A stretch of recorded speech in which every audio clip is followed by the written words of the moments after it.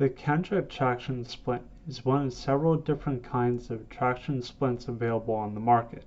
Traditionally, most EMS or emergency medical services use the hair traction splint as their choice for mid-femur fractures. However, the National Ski Patrol find the Kendrick traction splint much more practical and effective for our use. In this video, you'll see how the Kendrick splint is much easier to transport and apply to the patient than any other type of device. Since most patrols must bring resources to the scene, it is easy to carry the Kendrick and assemble it on scene within minutes of its arrival. It is also lightweight and less cumbersome, making it easier for the patrollers to transport the patient off the mountain.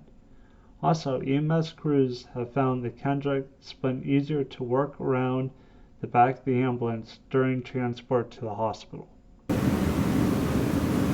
When presented with a mid-femur fracture, an option is to use a traction splint. In this patrol, we have Kendrick traction splints in the patrol room. First thing you'll want to do is unpack it, unzip, pull out the parts. This is a boot hitch. It's in its own little bag. This is a regular shoe hitch. It's a little smaller than the ski boot hitch.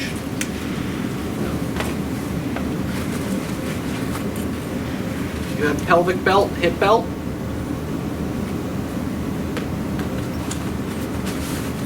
You have 3 neoprene cuffs, 1 green for the lower leg,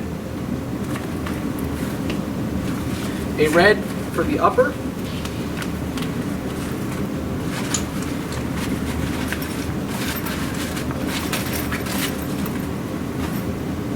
and a yellow neoprene cuff that is actually attached to the aluminum pole of the traction splint.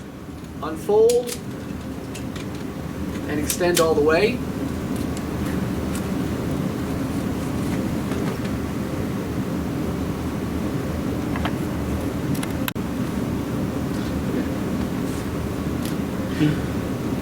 To size the traction splint,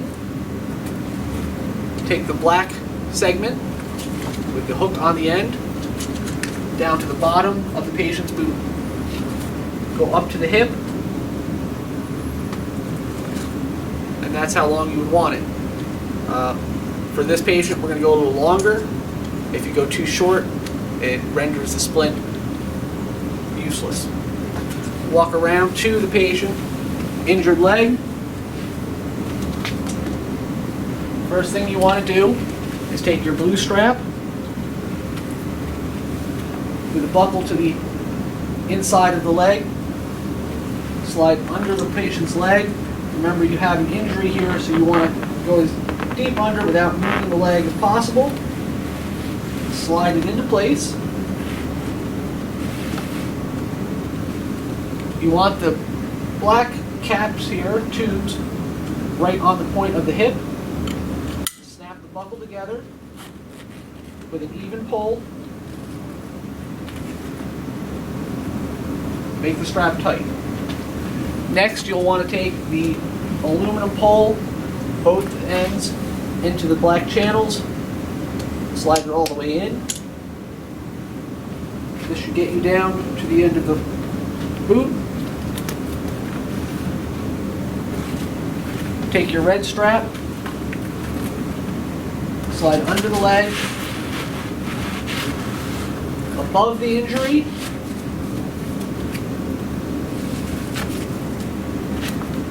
Next, the yellow strap will go below the injury, but above the knee. You do not want this on the joint, and you also do not want to put pressure directly on the injury. Take your green strap, slide it underneath the calf, above the boot.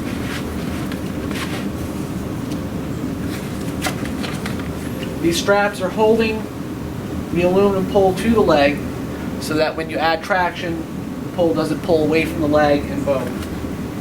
The last step will be to hook up the boot hitch. The boot hitch is stored in this bag. You have a red strap that goes around the boot, It has a direction on the back, so the arrow points down to the sole, the tag goes against the back of the boot.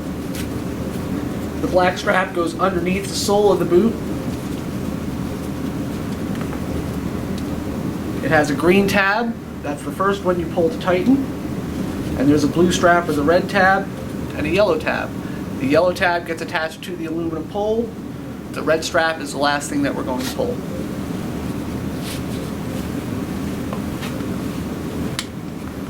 Slide the hitch underneath the foot to the back of the boot.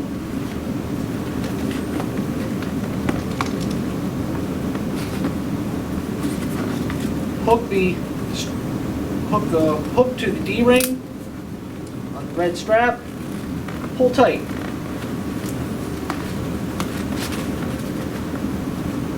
Pull the black strap with the green tab tight to the sole of the boot.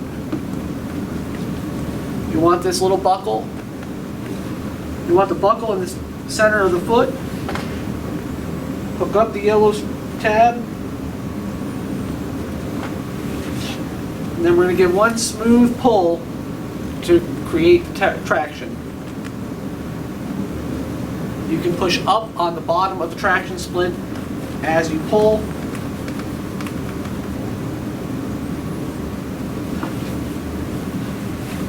This will pull the ends of the bones apart. Sometimes if it's a severe fracture, they tend to want to collapse back on themselves. This is now pulling the ends to get away from each other, holding them straight.